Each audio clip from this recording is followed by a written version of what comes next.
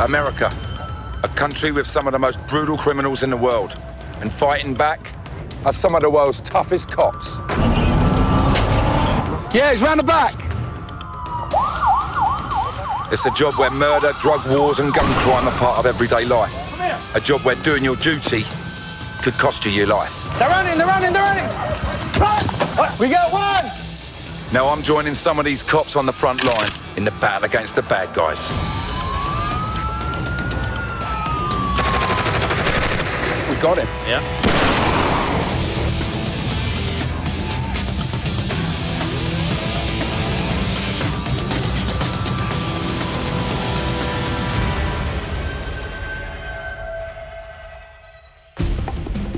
Laredo, Texas. This is the real Wild West. Mexico's just a stone's throw across the Rio Grande. It's bandit country, where drug cartels rule with fear and bloody violence. The danger is that saying the wrong thing to the wrong person may get him killed. I want to learn how the crime gangs make billions from this border and experience what it takes to stop them.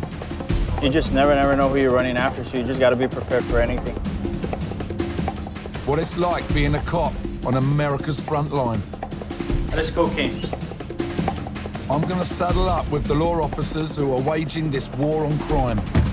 They are the Laredo Police, the Sheriff's Department, and the United States Border Patrol. Their mission is to protect the border and keep the vicious cartel out of town. Laredo is in South Texas. It's an international border city with its 4 bridges acting as checkpoints coming into the USA. In the 60s, it was the poorest city in America. And although it's now the second fastest growing city, the average wage is still only £150 a week. Millionaires are created from the legal import-export trade here, but it's the illegal trade that makes billions. The cartels smuggle drugs and people into the USA and don't think twice about killing to protect their profit. The Laredo citizens have been caught in the crossfire.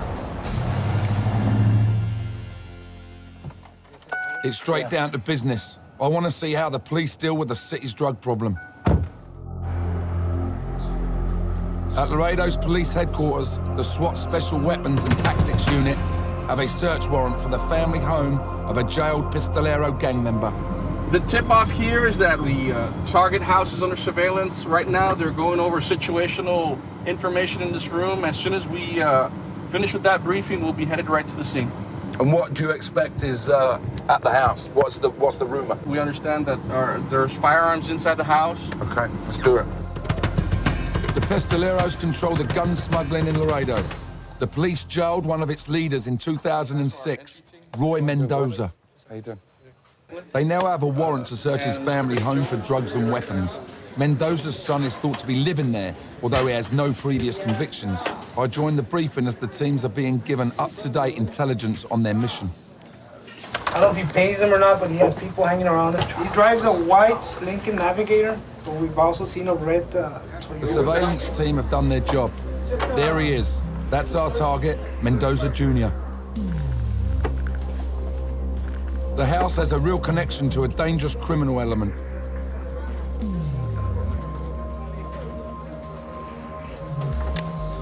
I can feel the team's adrenaline building steadily. This is Joaquin Romero, the leader of the entry team. He's 31 with 8 years service under his belt. When you get there, you're going to give him a chance to come out, or you're just going in? No, we're just going hard. Me and my team, we're going to tear the gate down. And then after that, everybody's going to make entry through the hallway that we make. And then there's no warning. No warning, just bang. No, yeah, that gives them a chance to get anything that they might have ready. So this is like a hard entry. So. The real thing, man.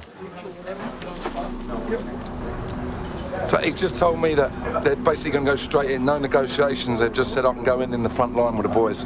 So the lads that are going in first, hopefully there won't be any shooting, but if there's any shooting, that's when it's going to happen. So I'm going to go in with them and hope this holds up. The surveillance team at the location have given the green light, and we're on our way. I'm about to ride in their armoured truck known as the Bearcat. Just so Gaza knows, I've got me pad Gaza. That's what you should have had, mate. In 87. Do you expect gunfire? No training can substitute this, eh? No, sir. We take the lead and there's no turning back now.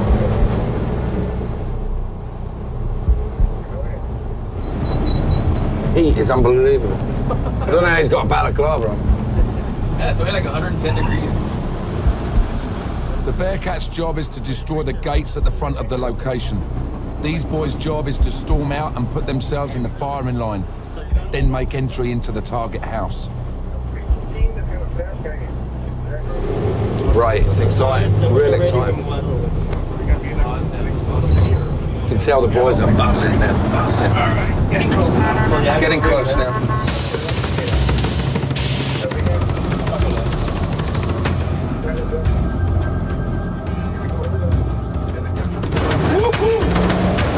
There's a lookout there. He's on the phone. There's the Escalade and the red car up there. We're in it. Go on, boys! Let's go. Go.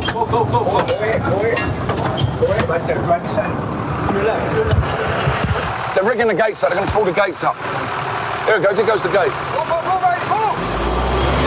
it is. There's one there. There's one there. Oh, the car's going. The car's going. Look.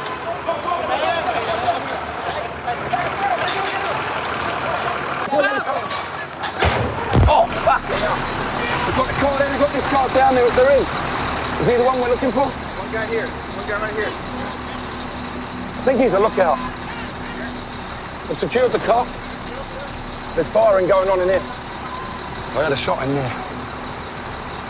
They've got everything covered, all the windows. Shit, the adrenaline's unbelievable. Anyone in there? I don't know yet. So far, I don't think they found anybody. Was the guy in the Escalade the target? Was he the target or was he just a lookout? He's the target. So he was already in the car. Con madre. ¿Está bien? Sí, ahorita no está. Kind of surprised as they're popping out of that navigator. Yeah. Did you grab him? Was it Yeah. you who wrestled him down? Yeah. The entry teams are clearing through every room in the house to guarantee there's no surprise shootout. This was his car. He was in this navigator. When he jumped out to go, they blocked him in there. They jumped out. They hooked up onto the main gate, reversed it out, pulled that out. He's sitting in this truck in the car. So the lookout guy that we passed must have told him. So he was in the car, but we all pulled up. Looks like he's gone to put it in reverse. He's then got out. They see him get out. He comes running out. The SWAT guy that we was with just went over and just jumped all over him, got him, secured him down. But the car, he grabbed him out, but the car kept going. So the sergeant pulled up behind him and blocked him in and crashed straight into his car. When they arrested him, put the handcuffs on him, he didn't seem too bothered, I'll tell you. Whether they'd moved it already, I don't know. But the adrenaline, I was shaking with the adrenaline. It was great. I'm just glad that they didn't come out shooting, you know. I'd have had to throw my cell phone at them. They didn't give me no guns. They give me this, though. I'm in Laredo, Texas, where the cops are trying to prevent Mexican cartels and local gangs from seizing control of the city. The SWAT unit are carrying out a warrant on the home of a jailed gang member. Now it's time to look for drugs and weapons that are allegedly here. The entry teams retreat and let the other cops get on with searching for evidence. Hey, Vinny, the quintessential poster for every bad guy's house. Yeah, I got that in my house. This is the scales and the Ziploc bags, look. So I don't really want to touch anything in case people come in. Yeah. Everyone's gonna come in and search everything.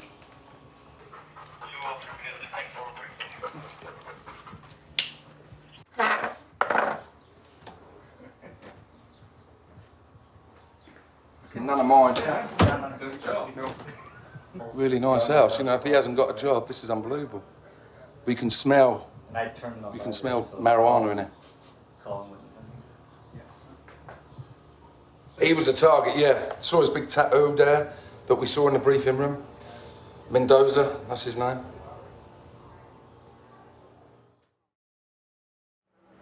I want to see what Mr. Mendoza Jr. is really all about. You talk English? Who are you? From England. I do some movies, yeah. I think you're going to be in the movies now as well. I've got nothing but a gun. You come out in the 60 seconds? Yeah, I've done that one, yeah. They've all seen that. You haven't got 60 seconds in your collection. Yes. You have? Nice house, man. Oh, my dad's. Is it? I like the marble. Oh, the floor? Yeah, nice. My dad said it cost a lot, but... They've tipped the house upside down, but so far found nothing they can pin on him.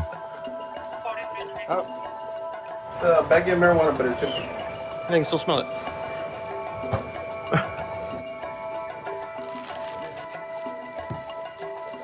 The sniffer dog can only find empty bags, and I spot what the cops are up against.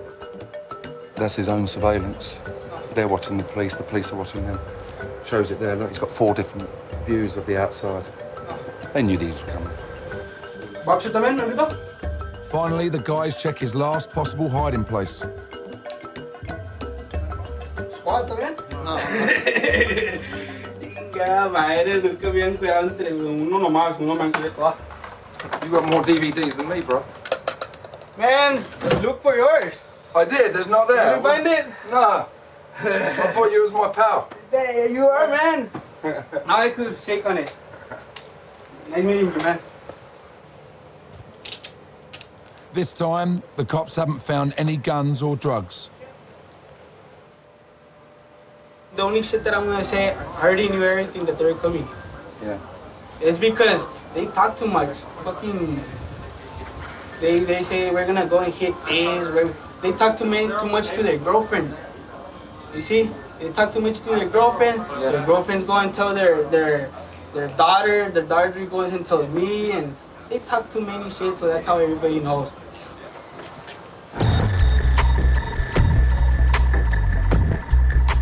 This is his dad's house. His dad's in prison as one of the head of the Pistoleros. Pistoleros are probably one of the worst gangs because they're gun related. They're gun dealers mainly. He knew they were coming, mate, and whatever was here ain't here no more. And there was definitely some stuff on the scales, some white powder on scales in there. But so I had the boys are splitting out now, and it's a real downer. I mean, the adrenaline and everything, you know, shaking with adrenaline earlier on, and now it's, you know, the storm's settled and calmed down. Being there with them, actually in the action like that, it just shows the intensity, you know. I mean, that was like us going out and playing football on a Saturday. They were all buzzing, they were hyped up for it. They'll settle down now and hopefully have a glass of beer, but we'll move on anyway. On this occasion, Mendoza Jr. is officially charged only with resisting arrest and has to be released before nightfall. His case has yet to go to court. In a small city where word gets around quickly, it's tough for the cops to keep things quiet. Investigator Joe Baeza was the officer who hooked me up with the SWAT unit. He's been fighting crime in Laredo for 10 years. We will do whatever it takes to maintain stability and safety in our community and also for the rest of the United States. The buck definitely stops here. Joe is patrolling one of Laredo's busiest entry points from Mexico into the USA, the World Trade Bridge. The cartels, the drug pushers, they all use this great veil, this great forest of truck traffic to hide their narcotics going into the United States. If we rest, they win. And people's lives are changed because of it. Around $10 million worth of drugs cross over the 4 bridges in Laredo every day.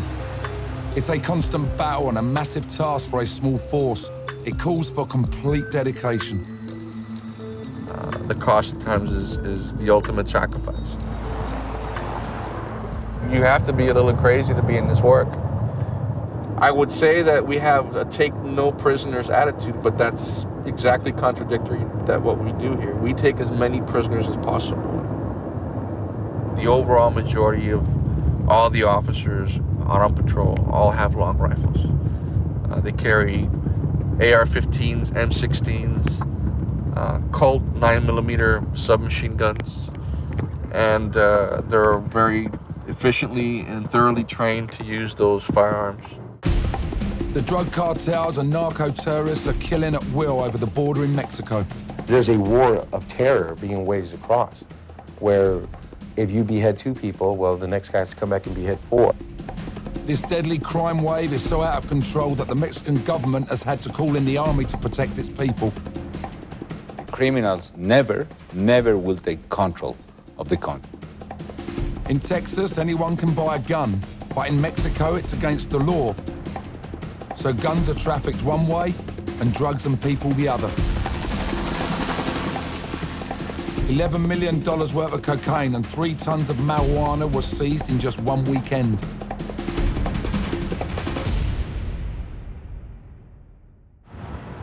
It's all-out slaughter in Mexico. The cops here in Laredo fight to prevent that lawlessness from coming into the USA. I'm going on patrol with hotshot cop Jesse Jimenez from the Sheriff's Department to discover how all the trafficking works. Fits you just fine. Okay. We're patrolling Route 83.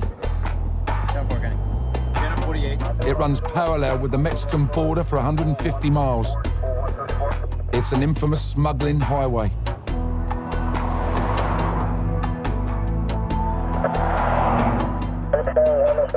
A couple of months ago, we received some information that they were storing 20 tons of marijuana on the Mexican side, ready to get crossed. 20 tons. Ready to cross.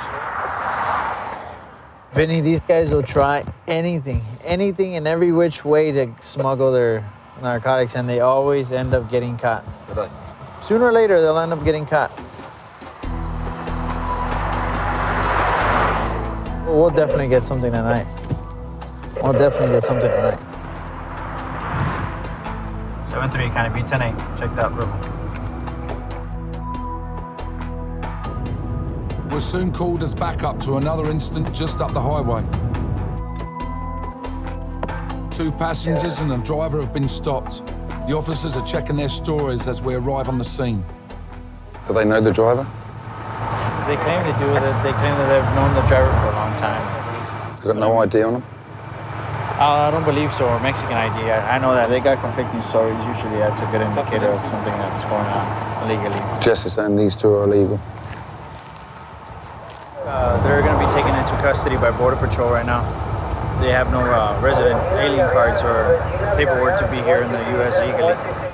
Laredo is a honeypot for illegal activity. By constantly watching the highways, the officers try to tackle the problem as soon as it reaches the American soil.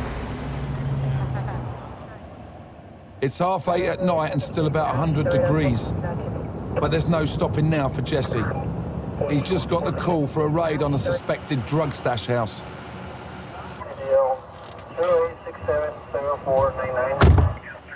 All the officers are gathering at a nearby parking lot, and they wait for the order to move in. Our CI just made contact with a target house.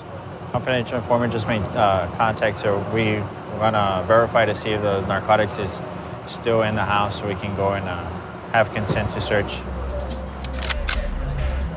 It's confirmed. 2 suspects have been spotted at the target house, and the boys roll out immediately to make the arrest.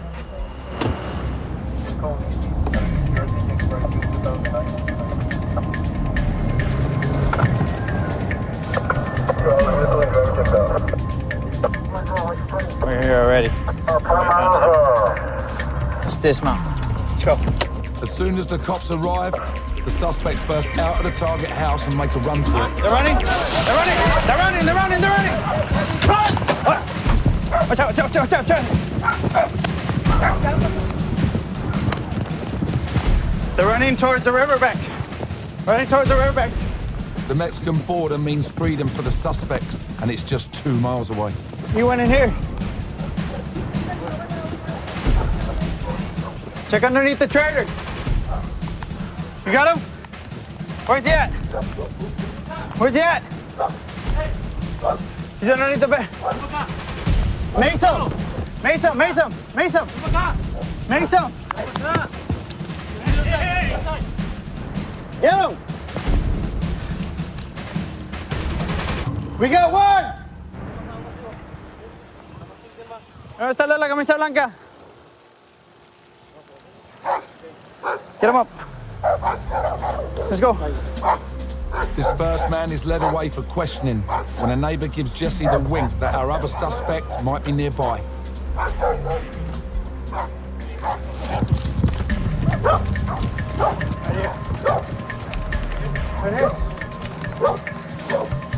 Still searching for the other subject.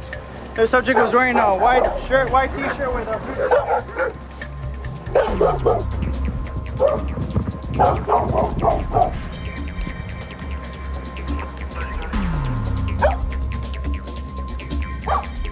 With the border so close, the subject has nothing to gain by giving himself up, but everything to gain if he makes it across the river.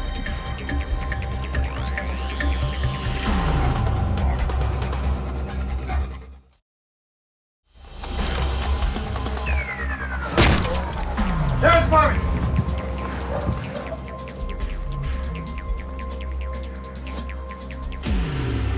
Clear. The creek is about maybe 2 miles from here. Yeah, that's probably why they thought about it and said, you might as well try to hide.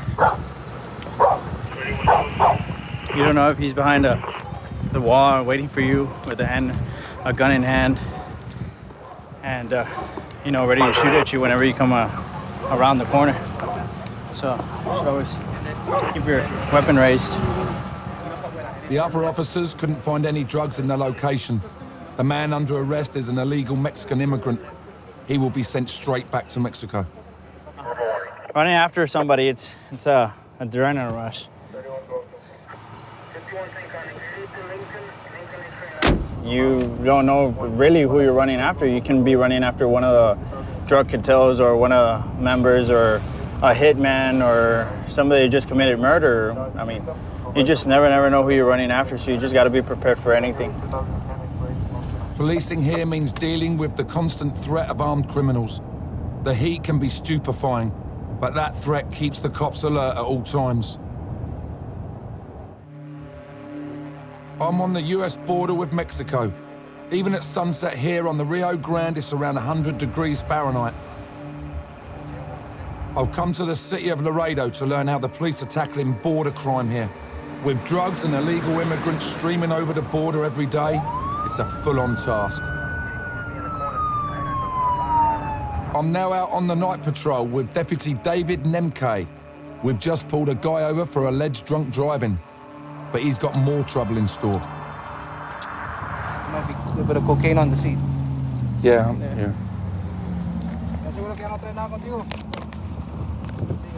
Could be coke on the seat.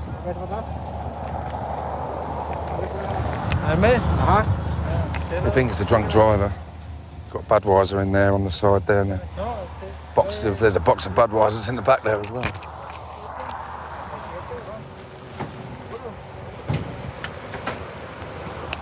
If it's coke, what happens?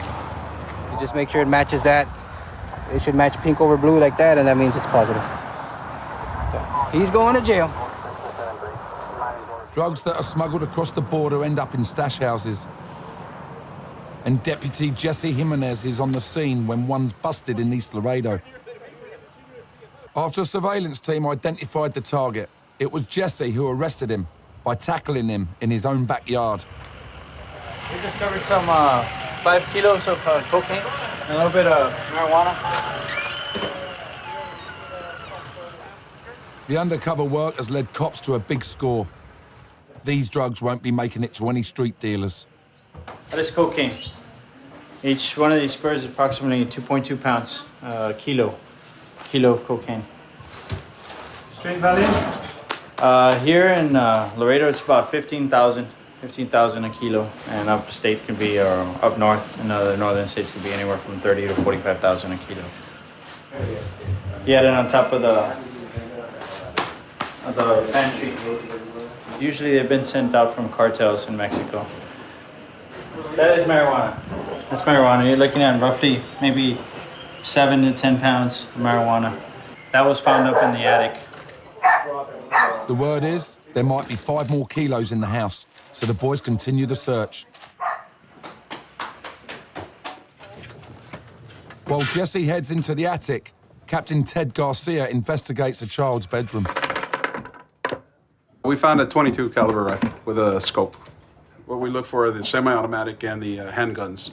And some of those either go into Mexico or they're used for local crimes. So that's what we try to seize. Just verifying to see if it's cocaine. No joy with the extra stash, so Jesse bags up the evidence. I'm gonna take it back to and test those packages, see if it tests positive for narcotics.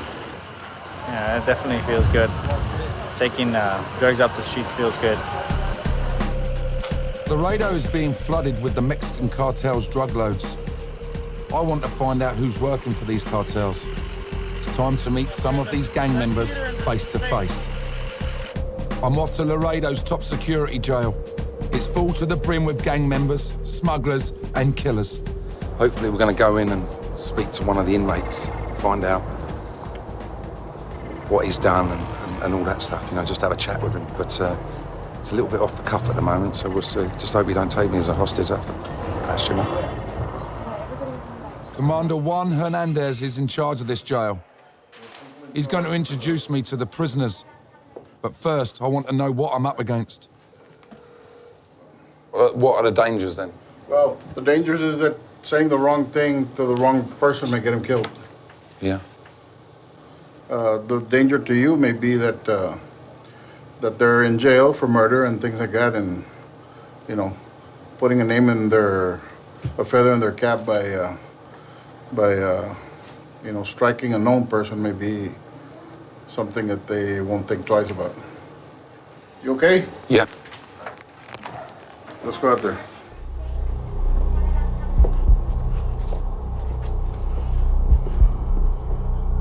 He's scary enough, I don't like the others.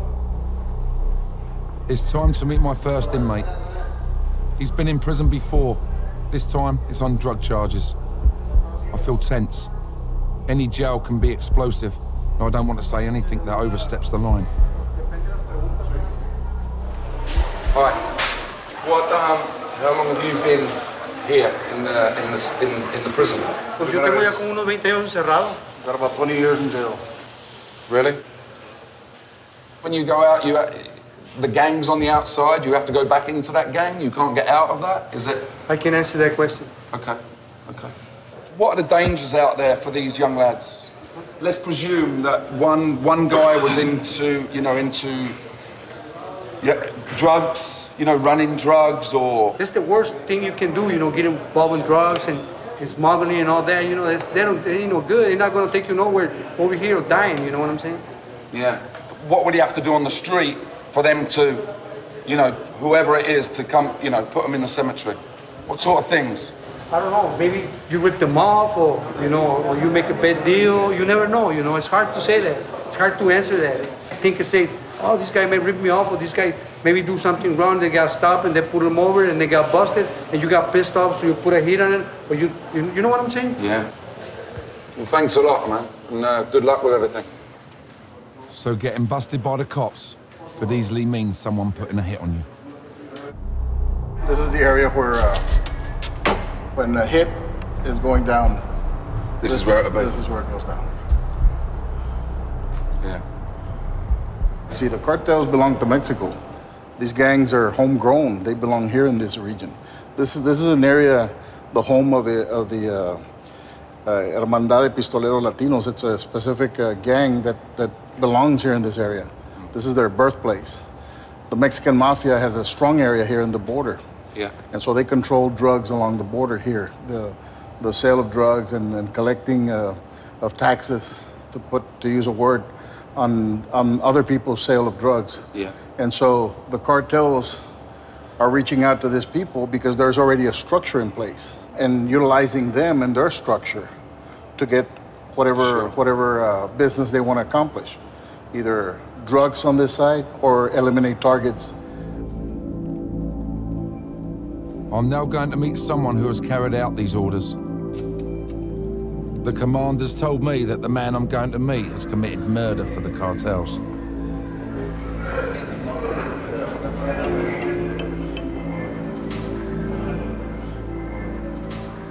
How you doing? How long have you got to do? Right now? Yeah. How much time am I gonna do? 55 here. 55? 55. I'm not going to ask why. Man. Yeah, they gave me 55 here and 15 running from her. How long have you done? Right now, since November 2007. 2007, Yeah. 2 years. Yeah, going 2 years. Do they mean anything, your tattoos? So tattoos? Yeah. Only this one. What does this one mean? Gang, Texas Syndicate. That's your gang? Yeah. Are you everybody in that? Is everybody in the same gang? No, it's not just friends. Just friends? Yeah, they gotta put the same people in the same tag. Oh, they have to? Yeah. Oh, because you don't, you'd be... No, we peace and everything, but they just for their own race people. So they separate everybody. Yeah. Well, wish you all the best, man. All right. What would he get paid? Anything from 10,000 to 50,000, a Mercedes-Benz, or depending on the target. Yeah. So who are the cartel? Are they guys like you in suits and ties? No. Or they like him? The criminals are people like him. Are they? And is the cartel run by fear? It is fear. Among the members and among the people that they do business with. They're about bottom line.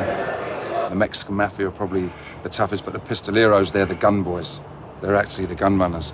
But we were just talking in there, and he said the meanest of the mean, the baddest of the bad of this big area are in here, under his watchful eye. The Rio Grande River is the thin line that keeps the bloody chaos of Mexico out of America. And so even the river is a battleground in the fight against the gangs. I want to find out how the battle is fought, so I'm heading to the US Border Patrol's HQ. You can see the river there. They basically aim at certain portions of the river where people cross. Yeah. And it could be undocumented migrants, it could be obviously smugglers of drugs, from the sensor to the tower and then to them here. And then they'll dispatch the agents, for example, whatever sensor it is out on the ground. Morning, U.S. Border Patrol Communications, 65, can I help you? I want to see this action for myself. So I'm back out on the prowl, this time with Nick Mazatix, a supervisory Border Patrol agent. A lot of times we get call-outs from the cameras. Hey, they're seeing some people crossing. You know, we'll take off, you know, try to intercept them, try to push them back. You know, we have apprehended marijuana loads here, so, and even in the day, so, you know, anything can happen. The Rio Grande runs the length of the US-Mexico border for about 750 miles. Everything that's smuggled into Texas has to come across the river. This is the international dividing line. With Laredo's 4 city bridges, all under checkpoint surveillance, some people take on the river itself. The murky green water is just yards wide in places, and in the dry season, it's barely waist deep. You know, a lot of these people are from the interior of Mexico, and they do not know how to swim. You know, so they're hanging on to some old inner tube a smuggler gave them, and that's their, you know, their lifeline, basically. So there'll be points where they come and they can go to the smuggler and he'll say, right, you go on this certain time. And of course, these smugglers have, you know, scouts on the U.S. side, scouts on the Mexican side, you know, on cell phones and vehicles, you know, trying to pinpoint where we're at, where the ground units are at. You know, they're looking for their opportunity, their opening, you know, to try to cross. That's the M4 carbine with the 223 round. That is an FN 303 less lethal launcher. It launches as a less lethal 68 caliber projectile that just kind of uses like an impact force. And that's been pretty effective for us dealing with the rocking incidents. Usually it's the smugglers that are throwing the rocks, not necessarily the, you know, the aliens coming across. Not too long after finishing up on the river, I catch a sight of some of the smugglers myself. On the camera, they just saw one swim across. Look, there's a couple over the other side. You see him? See him over there?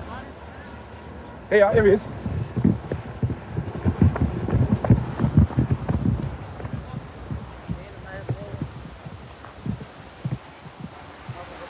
Here he is.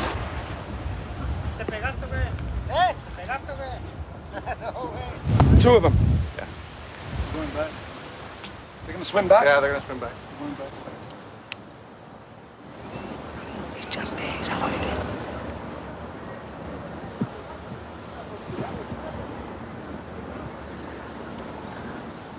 You can just see him through the bushes. See him? There's a couple of them. See him hiding in the bushes.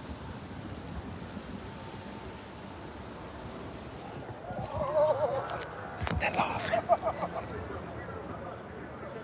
Just yards upstream, the Border Patrol agents have caught two women trying to cross illegally into America. But the men that smuggled them over are tantalisingly out of reach. And they know it. Here they go. There. They've got a rubber ring. Unbelievable. Just hiding in the brush.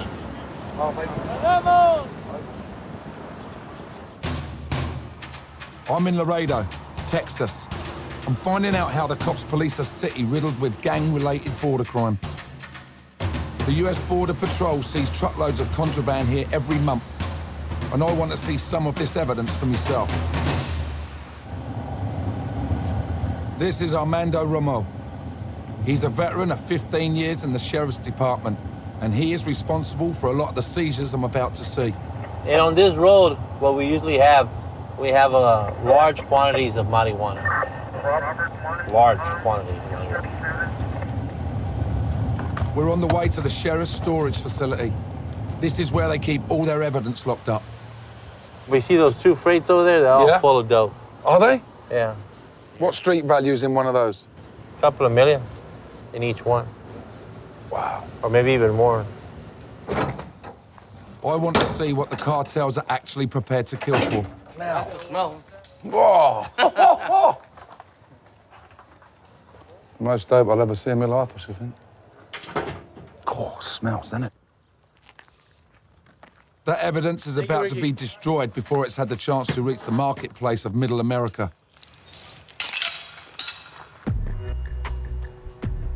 Inside are their most recent loads. That's our latest seizure they had the guys at. 1,384 pounds of hot marijuana. Oh, that's weed. That's weed, look at that. Yeah. How much is that worth? Well, it's $506 a pound. I'll tell you, I gotta talk to you. There it is. Wow. Look at that. That's what these boys die for. They die for it, huh?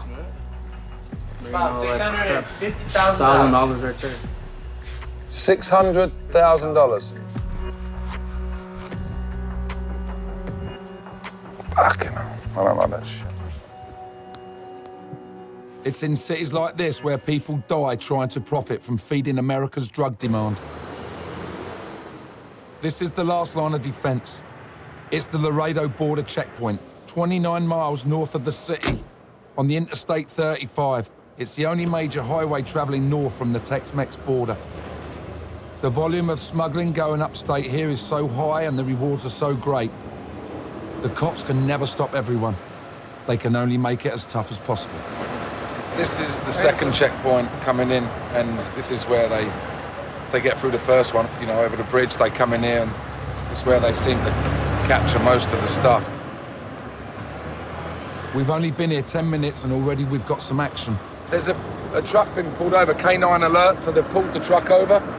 It could be anything from the driver having a joint to people in the back or $1 million worth of marijuana, so we'll just soon see. You can definitely smell marijuana in there. As soon as he opened that door, I could smell it. The dog alert right here underneath the bunk bed. So we see a couple of indicators, like all the screws been tampered. They removed these screws for some reason. Yeah, but they've got this machine here, and they just drive it up the side and it scans it. Shows anything that shouldn't be in there. Each one of these machines cost $1.2 million, and Laredo was the first in the country to get one. What we do, we scan the whole truck. You can see the spare tire. Yep. That's the rim and the tire. Yep. There's nothing in there.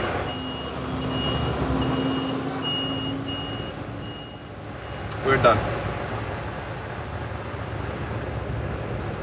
No big haul this time, and the driver is allowed through the checkpoint. No stopping now till Dallas. With them dogs and that, I'd say the chances of getting through are very minimal. I wouldn't try it.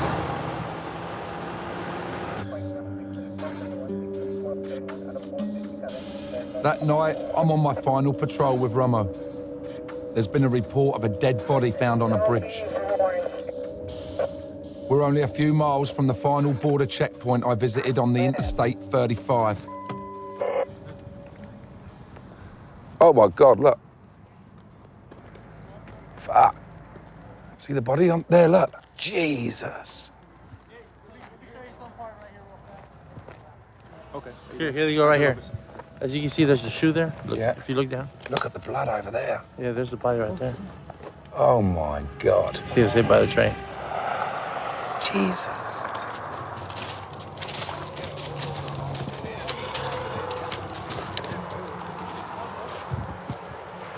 All I could see was a big mass of blood and flesh. You can actually smell the blood. You can smell the blood. It's that, it's only happened 15 minutes ago. What they do, they hide in the brush because the checkpoint's down here. Then what they do, the train wakes them up, and they believe if they sleep near the tracks here, the rattlesnakes won't get them. So that's why they're here. Because what they do then, the train comes through slowly, they then wake up, they hop on it, and then they get straight through the barrier into America. He said it happens all the time. It's a chilling way to end what has been for me a mind-blowing visit to Laredo. Seeing this broken body close up is a tragic and graphic reminder of the terrible human cost that's paid out on this battleground border. It's unreal, man. Unreal. It's a city where the poorer population are at the mercy of the billion-dollar cartels. The highways are awash with drugs, and smuggling is an all-too-easy option. Being a cop here is not just about seizing contraband and catching illegal immigrants. It's about sheer dedication and the ability to stay focused in the face of a deadly enemy. Which makes these guys amongst America's toughest cops.